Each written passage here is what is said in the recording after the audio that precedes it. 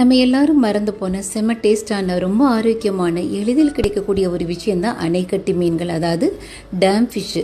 கோழி கழிவுகள் கண்ட கழிவுகள் போட்ட பண்ணை மீன்கள் தான் நம்ம சாப்பிடக்கூடாது ஒழிய, நகரத்துலேருந்து தொழிற்சாலைகள்லேருந்து ரொம்ப தள்ளி பல ஏக்கரா பரப்பளவில் இயற்கையான சூழல் அமைஞ்ச அணைக்கட்டுகள் ஏரிகள் மீன் சாப்பிட்றது ரொம்ப நல்லது.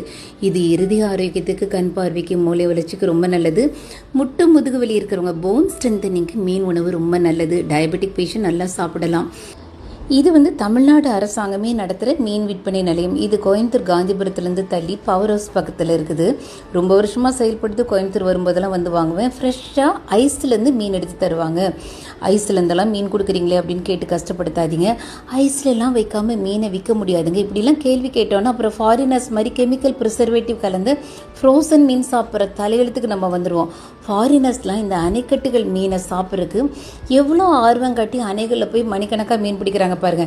நம்மலாம் அப்படி பண்ண வேண்டாம். எல்லா ஊர்களையும் இந்த டேம் ஃபிஷ், ஏரி ஃபிஷ் விற்குது. கழிவுகள் விற்காத மீனாக பார்த்துக்கோங்க. இதில் நிறைய வெரைட்டிஸ் அணை மீன்கள் இருக்குது.